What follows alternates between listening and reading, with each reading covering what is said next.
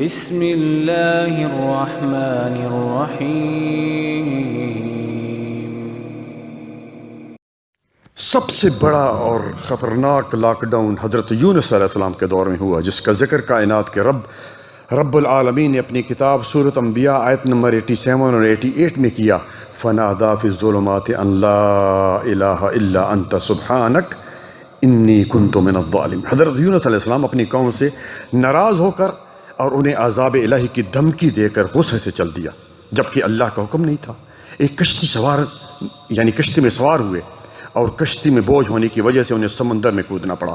چنانچہ ایک مچھلی نے حضرت یونس علیہ السلام کو اپنے پیٹ میں لیا اور سمندر کی تہہ میں جا بیٹھی۔ اللہ اکبر! آپ اندازہ کریں، یہ ہے خطرناک لاک ڈاؤن، جہاں نہ ہوا ہے، نہ کھانے پینے کا سامان ہے، نہ والدین نہ رشتہ دار ہیں، نہ کوئی بچانے والا ہے۔ ہم تو ماشاءاللہ کھا پی رہے ہیں، گھروں میں ہر چیز میسر ہے، بیوی ہے، بچے ہیں، رشتہ دار ہے، موبائل فون استعمال کر رہے ہیں۔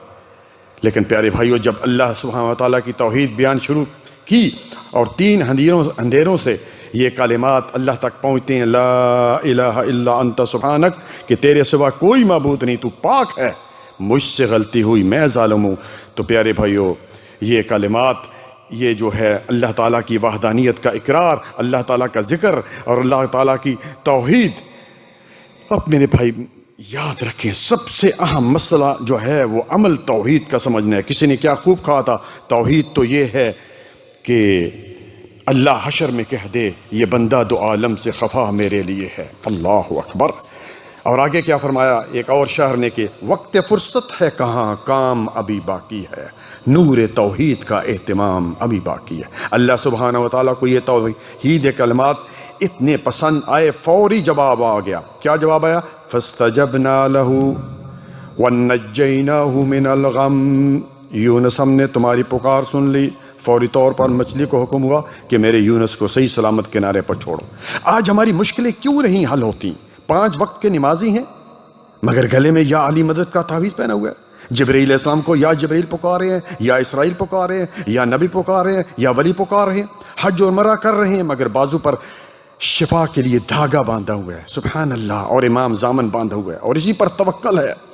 اسی طرح تہجد گزار ہیں ماشاءاللہ، پہلی صف میں نماز ادا کر رہے ہیں، مگر مردوں کو مشکل میں پکار رہے ہیں۔ یاد رکھیں پیارے بھائیوں، موت اللہ سبحانہ وتعالیٰ کی توحید کا زبردست اعلان ہے کہ جسے موت آ جائے وہ مشکل کشا نہیں ہو سکتا، جسے موت آ جائے وہ حاجت روا نہیں ہو سکتا، جسے موت آ جائے وہ غوث اعظم نہیں ہو سکتا، جسے موت آ جائے وہ داتا نہیں ہو سکتا، جسے موت آ جائے وہ غریب نواز نہیں ہو سکتا، جسے موت آ جائے وہ دستگیر نہیں ہو سکتا، جسے موت آ جائے وہ لجپال نہیں ہو سکتا، جسے موت آ جائے وہ گنج بخش نہیں ہو سکتا، جسے موت آ جائے وہ بگڑی بنانے والا نہیں ہو سکتا، جسے موت آ جائے وہ مختار کل نہیں ہو سکتا۔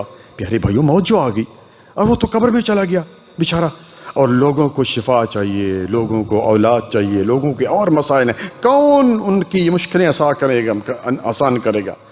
اس لیے پیارے بھائیو کہ اس بات کو سمجھنا ہے۔ اور کسی شاعر نے کیا خوب کہا تھا کہ جو کروٹ بدلنا نہیں جانتے ہیں، جو کروٹ بدلنا نہیں جانتے ہیں، انہیں آپ مشکل کشا مانتے ہیں۔ جب فوت ہوئے کسی نے ان کو غسل دیا، کسی نے استنجا کرایا، کسی نے کفن پہنایا، اتنے مجبور، بے بس اور لاچار تھے کہ 4 کے کندھوں پر سوار ہو کر قبرستان پہنچے، کسی نے انہیں قبر میں لٹایا اور منو مٹی نیچے دفن ہو کر وہ مشکل کشا کیسے بن گئے، وہ حاجت روا کس طرح بن گئے؟ بھائیو، سوچنے کی بات ہے۔ توحید کو اپنائیے، توحید کو سمجھیے۔ جب تک توحید سمجھ میں نہیں آئے گا کچھ فائدہ نہیں ہے۔ اور سورۃ صافات آیت نمبر 143 اور 144 میں اللہ سبحانہ وتعالیٰ کیا فرمایا یونس علیہ السلام کے بارے میں کہ فلولا انہ من المسبحین، کہ اگر یونس علیہ السلام، یونس میری توحید نہ بیان کرتے، مجھے نہ پکارتے، میرا ذکر نہ کرتے، للبث فی بطنہ الی یوم یبعثون، تو قیامت تک مچھلی کے پیٹ میں رہتے۔ اللہ اکبر! ہم کیوں نہیں پکارتے اللہ تعالیٰ کو؟ ہر مشکل میں، ہر آسانی میں، خوشی میں، غم میں اللہ تعالیٰ کو پکاریے۔